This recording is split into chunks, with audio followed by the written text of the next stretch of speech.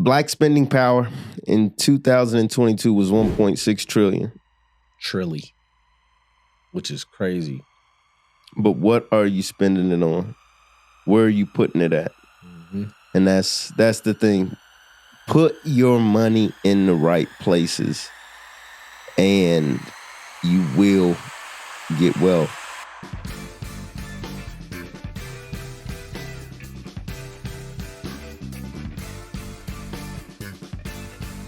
I'm thinking them wealthy thoughts, baby. Everything about you.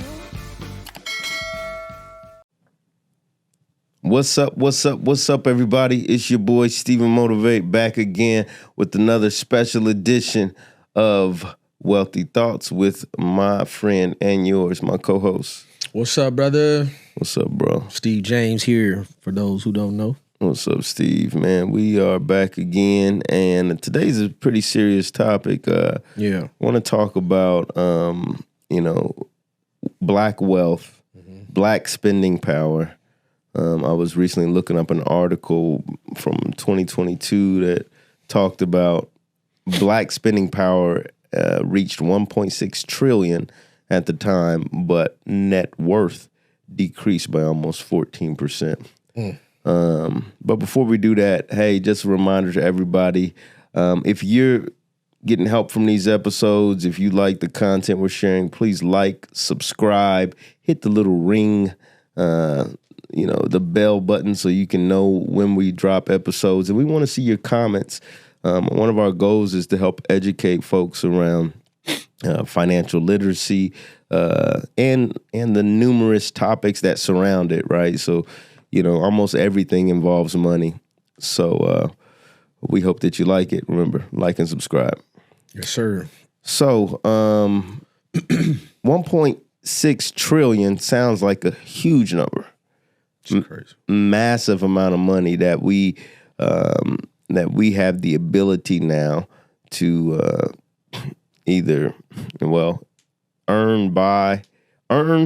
We're earning that amount.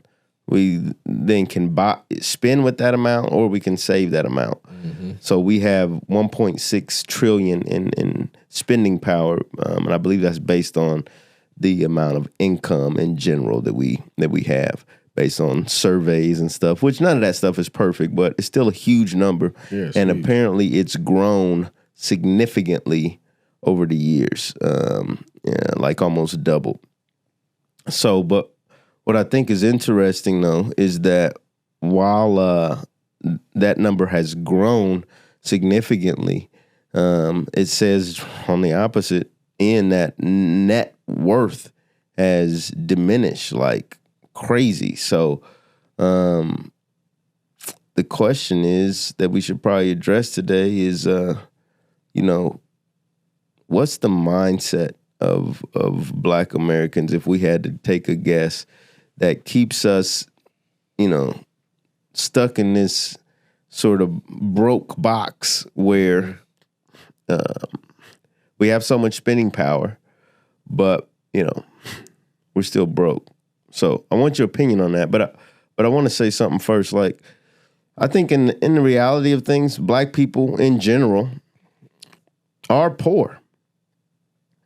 It's a harsh way to say it, but being around wealth and being around people who are wealthy and who do things and, take boat trips, have second homes, have 401ks, 529 plans for their children. A lot of people I work around, or some of the people, I don't know if it's a lot, but some of the people I work around have these things, and they talk about them casually. And it just makes me reflect on, like, wow, these, most people, Black people I know, don't have these things. Mm-hmm. They don't have second homes. If they even have one home, they don't have lake houses and boats, and their kids probably don't have 529 plans. Mm-hmm. So I don't want to have this conversation and say that Black people are complaining and whining and, oh, you got so much spending power, you're not as poor as you think. Well, that spending power over 400, 1.6 trillion divided by 400 million people is still like a small amount. Right. It's still like on average, I think blacks make probably 26, maybe somewhere between 26 to 30,000. I'll look it up per year. So yes, in general, folks are poor that happen to be black on the aggregate. There's a lot of black people who are rich, a lot of black people who are in the middle, and then there's a lot apparently who are below average, right? And so it averages out to something around there. So I don't want to, talk like black folks don't have economic issues that aren't their own fault, because I think that's a lie, Yeah. And sometimes people get on these and you talk about these topics and like, oh, you just need to refocus your energy. So I don't think that's true. But I still think there is an issue that there's still while that is true, there's still a mindset of like being broke and like just not making the right decisions as it relates to, your mindset. What do you think about that? Man, this is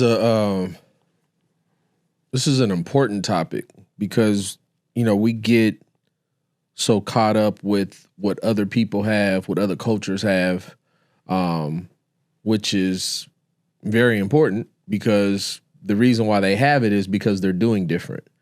They're moving different. They're thinking different. They're investing different. You know what I mean? And we have to, as a community, we have to be able to take the knowledge that we've learned from other cultures and do the same thing. Yeah. Because it's that important. We should be investing in stocks. Yeah. We should be investing in real estate. Yeah. We should be allowing our money to work for us. Yeah. And I think that's where the disconnect is. It's like, oh, we're going to work for the money instead of allowing the money to work for us. That's good. And I think you hit it on the head with that, because from an asset standpoint, the money only works for you. How do we make this simple? If you put the money into something that has the history and the likelihood of going up in value. Yep. Like, that's how you change your net worth, is you got to put your money in a place that will work for you. And working for you meaning that it's going to likely go up in value. The stock market is like one of three things that will likely make your money increase. Yeah. There's not many other places to put money. I always say this. There's three places to put money: into businesses, into real estate, or in the stock market. Yeah. There's other stuff, but those are the three most accessible, the things that you'll most likely interact with. And probably in the right order is probably real estate. Definitely. Most people's will have an opportunity to purchase a home at some point, and they will either do it or they won't. Yeah. But if they do it, there's a likelihood that home is going to go up in value because, like they always say, they're not making any more land. They're not. So if you can own some land and put a structure on it, the likelihood that's going to be worth more. And there's ways to do it right. Like you can't just buy anything, because location matters. Location matters. There's a lot of variables that go into that, but the main thing is getting started. Yeah. Researching and figuring out. Well, the main thing is that if you just toss a coin, you're going to have a better chance of your money growing if it's there than if it's not.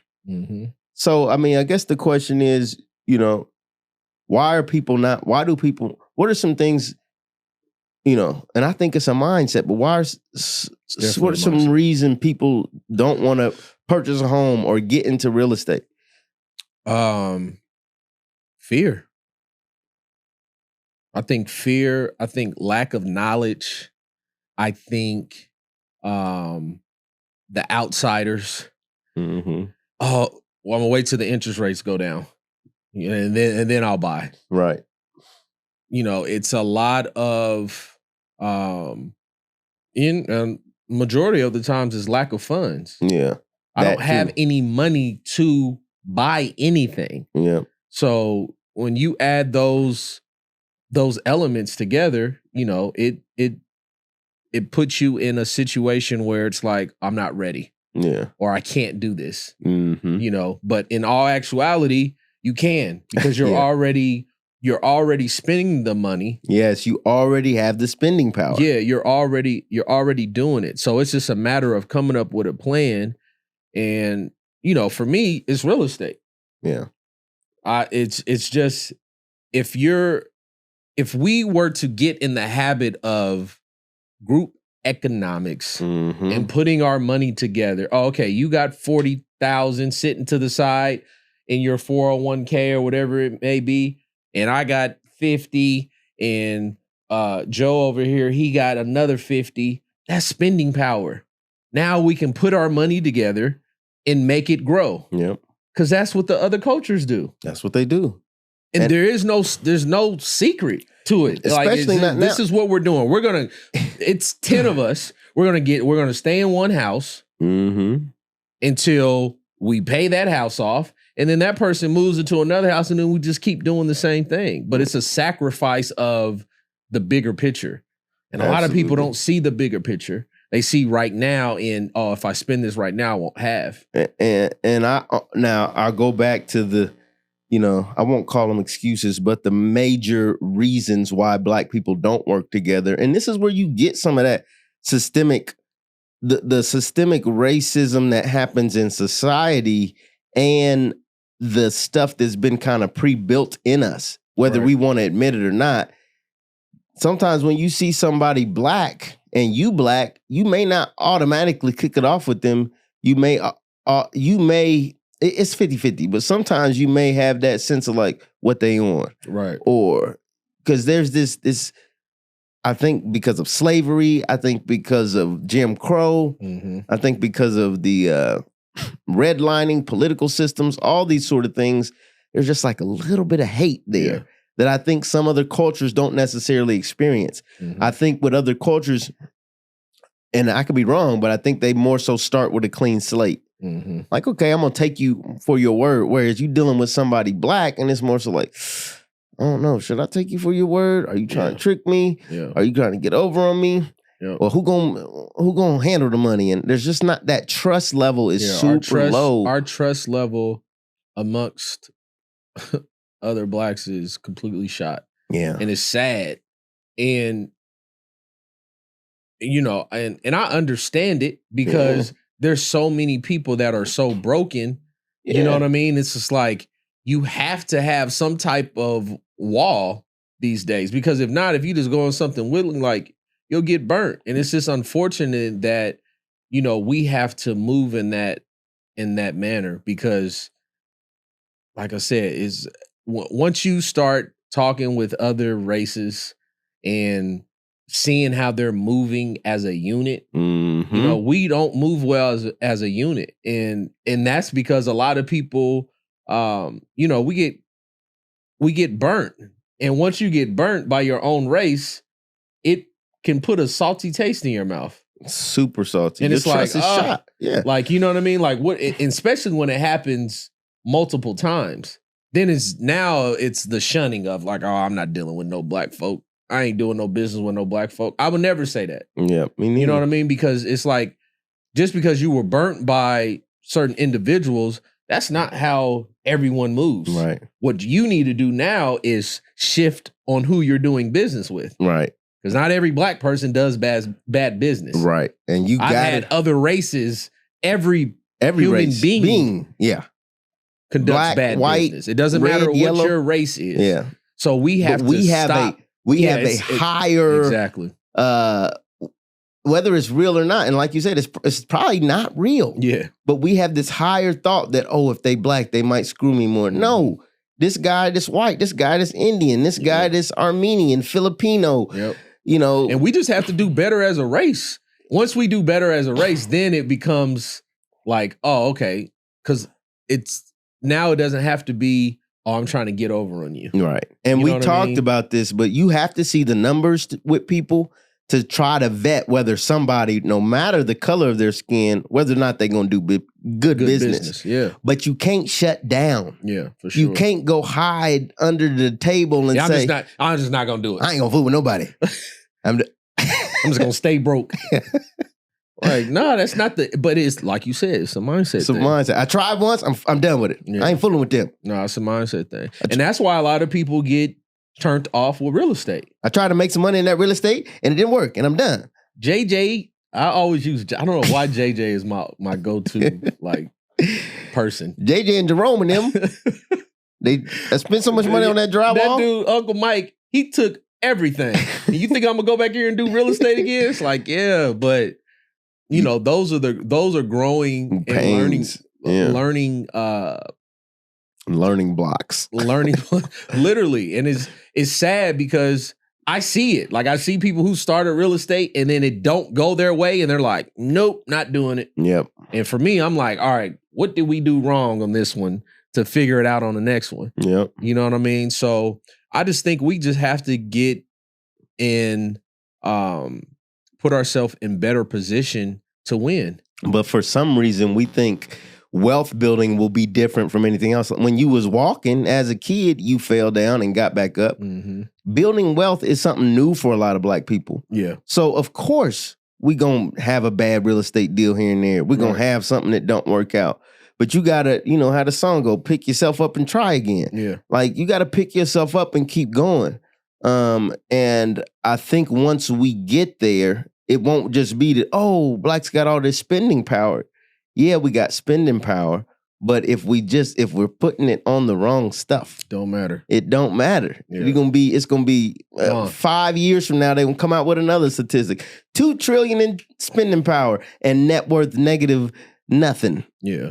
Because you have to put it in the right place. And let's go back a bit to what you were talking about, because we said, why are people not, if the first step or the most likely step that people could take is buying a home, Mm-hmm. why do people not do it? And you hit the nail on the head where you said people are fearful. Mm-hmm. And when I moved to Charlotte 10 years ago, Mm-hmm. a vice president of the company I was working at, probably around 2015, he said, have you bought a home yet? And I was like, to me, I bought a home? Are you crazy? Mm-hmm. Is kind of what I'm thinking. I didn't realize how much he was trying to put me on. Yeah. I didn't know him that well. He was probably just but he asked me, have you bought a home? I was like, well, no, I don't know if I'm going to stay here. Right. I don't know. And he was like, interest rates are really low. You probably should buy. But I had all this fear of, I don't know if I'll be here that long. Right. I just got here. My Mhm. job, I don't know how stable that is. I don't know where I want to live, Yeah. which I think is the biggest issue. I was so focused on wants, Yeah. because when we get money, or do I want? What do you want? Yeah. What do you like? Spend it on that. And that ain't really the barometer for investing. Yeah, for sure. It's not just because I want it and like it. Oh, I don't like the neighborhood, so I'm not. No, is the neighborhood going to increase in value? Yeah. I was looking at it wrong. And a lot of my fear, I don't know if I like it, was based in something. I was evaluating the opportunity completely wrong. Mm-hmm. You were looking at it from the wrong lens. And that's how it normally is. Yeah. I'm not staying here. Yeah, you don't have to stay here. Buy that home anyway. Exactly. So if you do leave, now you can either rent it out, Airbnb it. For some reason. You know what I mean? But it's crazy. My mind broke down. For some reason, I'm thinking, well, if I'm not there, Yeah. what's going to happen? And if I, Fear. as if the home would if Like someone can steal it. like it's going to, Like somebody go bring a crane and pick it up and go take it somewhere Right. else, put on another plot of land. But that's the so bad. that's the mindset of so many, that you'll talk yourself out of the deal. Yeah. You'll psych yourself out of the deal, like, oh, and it's almost crippling to not get in real estate. It is. Because Not almost. not- It is No, crippling. for sure it is. I wanted to be mindful and careful how I say that because of where interest rate, because it's almost cheaper to rent right now. Yeah, it is. Where interest rates is. But regardless, But renting, if people are waiting, still because you don't know, all of these gurus who tell you, oh, the rates are going to go down, or can you afford it? yeah, You know what I mean? Mhm. If you can afford it, then go get it, because it's only going to go up. yeah. It's just how everything is moving. It's how real estate works. It's And if like, even if it goes down, eventually it's going to go back up. But at least you have something tangible that you can hang on to, number one, and that you can leverage. Yeah, Having a house, having real estate is a leverage play. absolutely. And I don't think people look at it that way. It's like, oh, well, what if I want to move? Then there's a thing called refinance it and pull that money out and go use that money to do whatever else it is that you want to do. Because you Right. can pull that money out. And that's the thing that I always try to tell people is that you're not actually losing the money. Right. This is the only time you'll spend some money, and technically you haven't spent it. Yeah. You've just moved it from in your hand account or a bank account to a real estate account, Yeah. technically. Just look at it as an account. Yep. It's not, you ain't even spent it. Right. But when you rent, oh, that's spent. You spending it. Oh, that's gone. 100%. You spend it. I hope you enjoyed it because it's spent. 100%. That's gone away. 100%. And if you don't have anything that's servicing that debt, because that's really what it boils down to. If you're renting and you're just paying out of pocket and you don't have anything else that you have working for you that can pay that rent, now it's just backwards. Right. You know what I mean? Because it's a difference to rent and to have something, other business, or have some type of endeavor that you're doing that's servicing that rent. Yep. If my rent is $2,400 and I have an Airbnb that's bringing in $1,500 a month, and I have another thing now that's paying for that. Yeah. That's paying for that rent. That's a totally different thing because you're not actually coming out of your pocket to pay that rent. And that's another play. I mean, a lot of like Grant Cardone, and they're not buying a house. Yeah. I don't have to. I can go rent wherever I want. And, but that's a different level. Because That's a whole different level. They're on a whole nother playing field. Right. And that's the thing that I don't want to get lost on people, is because, yes, that's the rental arbitrage. That's the play you can use. But 90% of y'all listening ain't Grant Cardone. I ain't Grant Cardone. For sure. And I'm doing a lot of entrepreneurial stuff. So just on a basic level, you ain't got to be the biggest entrepreneur in the world. Mm-hmm. But you still, if you're renting, you need to be putting something back to eventually get a house. Mm-hmm.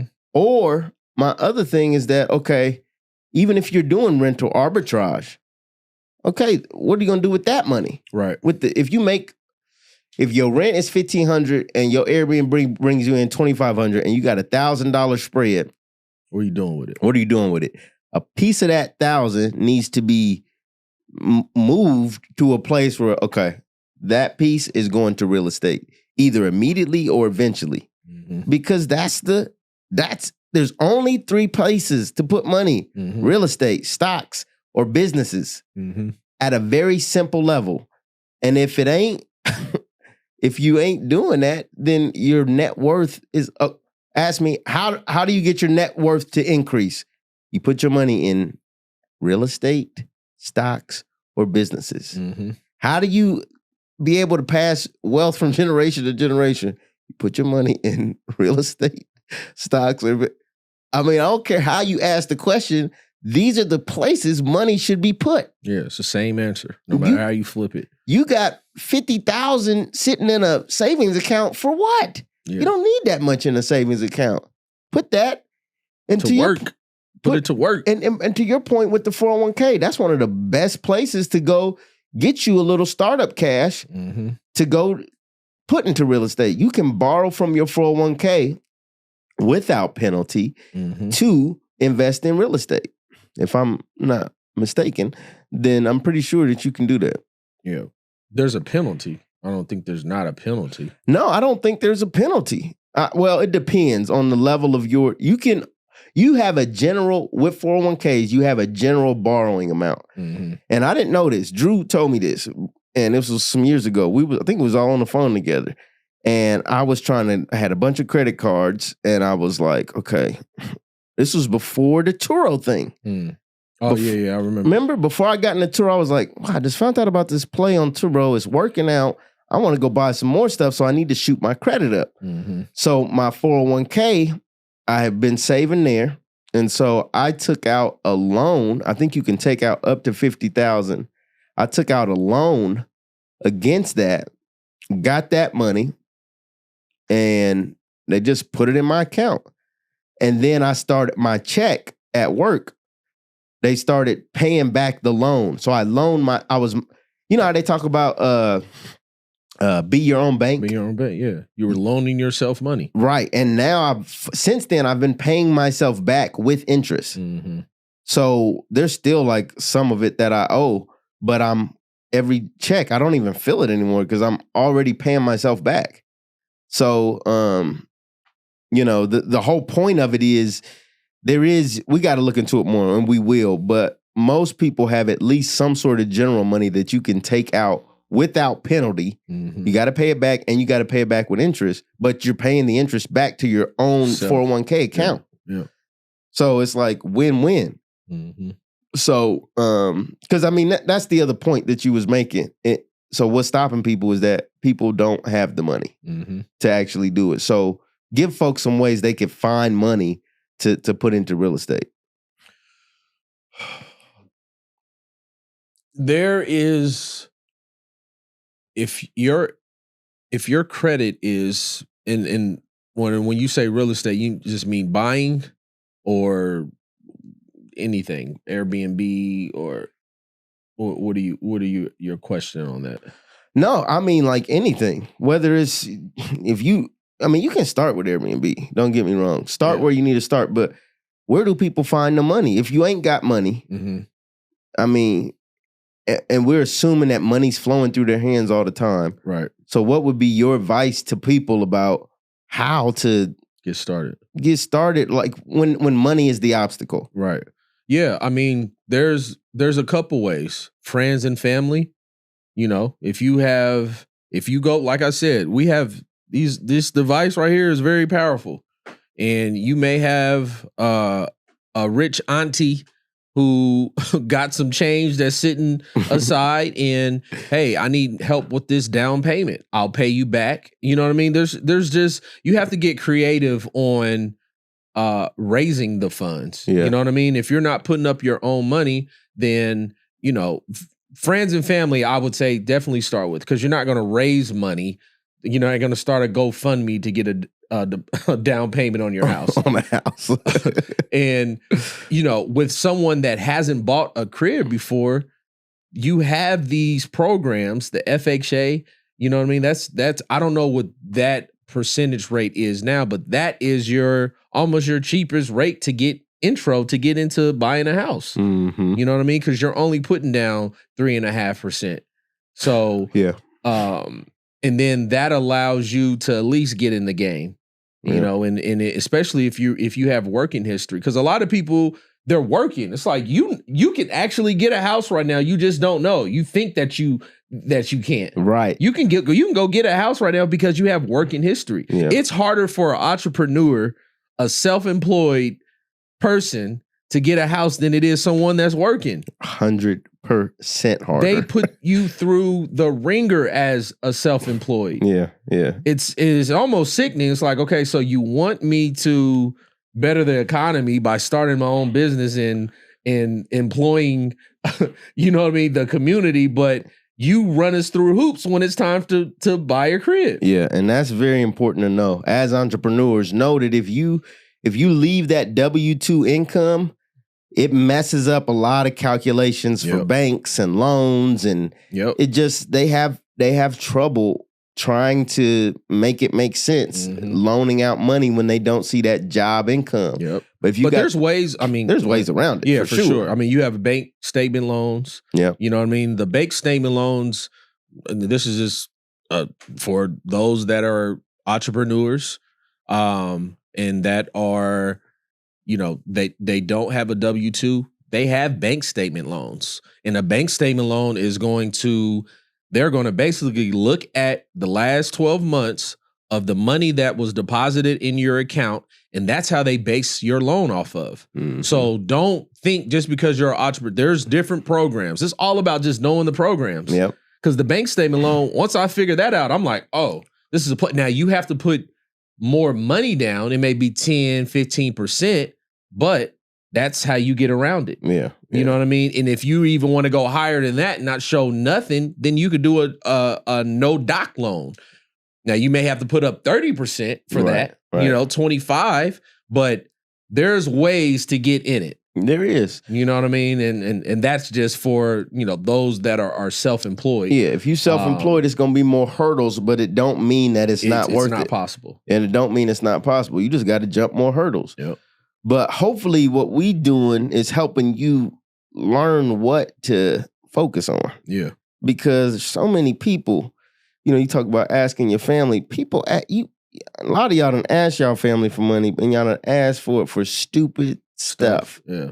You know, you trying to, you know, sometimes it's starting a business, but you got to realize that some of your businesses ain't got a business plan, ain't proven. You ain't never had any experience in the industry, and we support that. Ask money for businesses, you know, but you probably need plans. You probably need some experience, and you probably need to have some sort of, you know, way of proving that it's going to pan out. But with a house, when you're asking your family for money for a house, one, humble yourself. Don't be so prideful that you like, oh, I ain't going to ask, you know, nobody. I'm going to do it over. Why? You want to buy this now because like we talked about, it's going to increase in the future. Yep. The price is going to, you know, I was looking, they sent me an email last night, I think, when I went and looked at a home probably 4 months ago. And you know that it just blew me away. And I'm going to show you this. And don't be afraid of the no's. Don't be afraid of family members or whatever telling you no.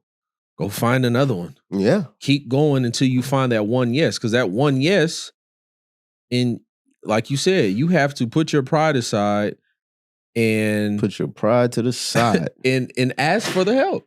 Because there's nothing wrong with asking for assistance. Especially for something that's gonna go up in value. Yeah. And you can that's a play in itself. You may be able to, it's under your chair. You may be able to work out something with that family member or friend that can say, hey, you know, at the end, or if we sell this, if you're keeping it for yourself, if we sell it, I'll give you some money on the back end. I'll pay you that money back.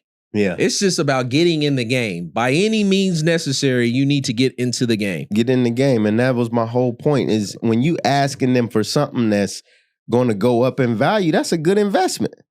You know, all right, mom, dad, all right, uncle, aunt, all right, cousin, I need 10 grand, you know? This is what I'm trying to do. I'm trying to get a house. I'm not saying you got to give me all of it. It's crazy. I'm just saying that this is what I need. This is my goal. Any advice you might have for me, you know, approach it in a way where it's like, I don't know, people just not open enough. I want to do it on my own. You got to put that pride to the side and just come humble. And again, you ain't got to ask them right out the gate, hey, I need 10,000. Oh, you're not going to give them to me? Oh, I hate you. You know, I'm never speaking to you again. Relax. It's okay. It's okay. It's okay for them to say no. To hear a no. And it could be, you know what? It wasn't even a no, but it was like, there was a family member that I asked for some money for something. And they was like, yeah, but it was kind of dicey. I couldn't get back in contact with them. And it was just, so I never ended up getting money on that go round. But the next time I needed some money, as humbly as I knew how, even though I was kind of like, man, I don't know if, if they played me or if I didn't follow up enough. I didn't know how to feel, but you got to put all that to the side and say, every day is new. Mm-hmm. Every day is new. You never know. That's what they say. That's what Les Brown used to say. He called up when he got his DJing job. If you ever heard the Les Brown story, he's like, he called the dude up and be like, hey, I didn't know if anything changed, if anybody died, just calling to see if you need a DJ. And the dude would hang up on him every time. No, ain't nothing changed. Ain't nobody died. No, you just called me every day for the past month. Mm-hmm. But it was that persistency and that thinking that things change every day. Yeah. And one day, what happened? Somebody, I think it was the DJ, got drunk on the mic and was slurring his words.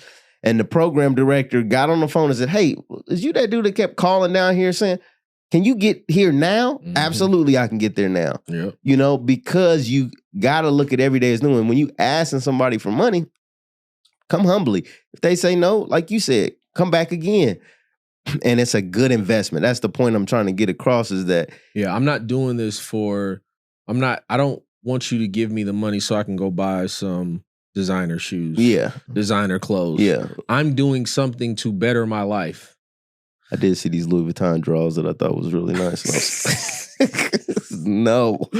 Yeah. Get out of my face. I'm trying to better myself. Mm-hmm. I'm trying to put myself and my family in a position to win. Yeah. You know what I mean? And that's the approach. Yeah, it is. It's as simple as that. It's just like, because hopefully you have someone that's in your corner that had that mentality to say, okay, I like what this person is doing. I see that they're trying to better themselves. Yeah. You know what I mean? I see that they're trying to, get out of the rat race. Yep. You know what I mean? So it's just, and it's tough because you really have to humble yourself. Yep. You know what I mean? It's a tough ask when you have to do that. Yeah. You know what I mean? Because especially when you're not, we didn't fall into a situation where family members just have like flush with cash. Yeah, it's just like, here's your 18th birthday. Here goes $50,000. Right. Go buy you a house. That's a sacrifice for them too. It's for sure. For them to even make that investment in you, that's huge. So, yeah, I think I like what you said about keep it simple because sometimes we talk ourselves out of our own. Mm-hmm. Reward. Sob stories. Well, my credit is still a little messed up because mom, blaming people. 28 years ago, she put that cable. She put that on my. It's like that Spectrum bill fell off your credit 19 years ago. Right. And you still over here playing victim. We have to stop doing that. Boom. Stop playing victim. Please get stop. out of that and grow up. It's like you're about to be 40 and you still make like I that's the part that I think that irks me the most because it's like I don't want to play that game because it's like no, we got to figure it out. I'm not blaming nothing on nobody no more. That fifth grade teacher who put his hands on me and roughed me up that one time, like I'm not harping on that. You got to move. You know what I mean? You got to move past it. Every day is new. Come on, man. You got to get past it. You got to stop playing a victim. I love that. Yeah. That's so important. If not, you're just not going to build wealth. Yeah. You're just not going to. You can't make excuses. Simple as it. Black spending power in 2022 was 1.6 trillion. Trilly. Which is crazy. But what are you spending it on? Where are you putting it at? Mm-hmm. And that's the thing. Put your money in the right places and you will get wealth. If it was a secret before now, it's not anymore. Real estate, stocks, businesses, and yeah, there's others. Precious metals, interesting things you can do with life insurance, interesting things you can do with trusts and, businesses and yada, yada, yada. But, you can keep it simple. Just, take it, ease into it, as you would say. Ease into it. And I think, for a lot of people, purchasing a house is probably going to be your easiest thing to get into. And the market is terrible right now. But at least be planning in that direction. Yeah. To your point, at least start stacking for that. Stay ready. Stay ready so you ain't got to get ready. Stay ready. What's your final thought, bro? Stay ready. Shoot. Because deals will just fall, a deal will fall in your lap and you scrounging around trying to, that literally just happened with the place that we got. For real? They had a buyer for it and, or they were the buyer. The funding didn't go through. So, man, we got this place. The funding didn't go through. Are you ready? Can you close this week? Yeah, we're actually ready. Yeah. Like those are the situation, and those situations happens all the time. Yep. It may be a place that you like and you didn't, I mean, because buying a home is it's very stressful. Yeah, keep it real. You know what I mean? It's very stressful. But when you have a great team and you have a good realtor, that's going to completely make the process seamless. And your realtor is going to be that person. Them and the loan officer, those two can make or break your experience when it comes to buying a home. But regardless, don't do it by yourself. Reach out to people. Yes. Talk to your realtor. Find a good realtor. Find a realtor that wants you to win, that wants to do the sale. They should be going over and beyond for you, and making that process like it's a stressful process. But when you have a good realtor, it should be like, oh well, they gave me and did everything that they said they were going to do. They went over and beyond, all because I was ready. Have your documents ready. Have your tax returns. Put all of this stuff in some type of folder. Yes. So as soon as a loan officer says, that's helpful. Hey, send me over blase, blase, blase, you have everything ready to be blasted over. You don't have to wait a couple days because they're not waiting. Right. They don't wait. Yeah. And that's ready. just the name of the game. Stay ready so you don't have to get ready. Pay stubs. That's so good. Pay stubs, tax returns. Get that stuff organized. Your social. Everything. All of this should be in a secret folder file that's accessible as soon as someone says, hey, I need these things. Pay them credit cards early, on time, never pay the minimum. That's my motto. Yeah. And I showed you this because that house that they were showing me is now, they're selling it for $830,000. Yeah, it's crazy. 830,000 is literally like, it's nuts. It's ridiculous. It's nuts. It's ridiculous. And just 5 years ago, houses were going for like 300,000 in that same area. Triple. 800,000 houses. Hey, if you didn't get the picture already, houses go up in value. So, yeah. And one other thing I wanted to say, go talk to somebody, like you said, even if it's just to test the waters. You may not be ready, but get on somebody's email list about what houses are coming, what you need to do. Just explore. We're not saying go buy a house tomorrow, but we're saying this is the direction you need to be headed in with your bread. And the earlier you do it, the more grateful you're going to be for it. Yep. Don't buy too much house. Figure out what you can afford. All that's important too. But in general, if you get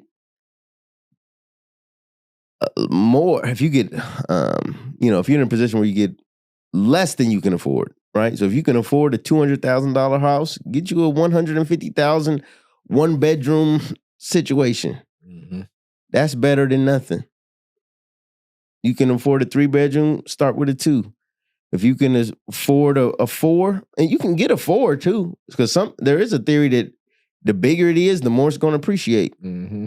But just be careful that you don't go, don't love your means. Don't be house rich and cash poor, as they say. Yeah. But that's it, man. We just wanted to highlight that today. We really want to, we hope some of the content we put out will help the situation, especially with Black people, and help us understand where we should be putting our money.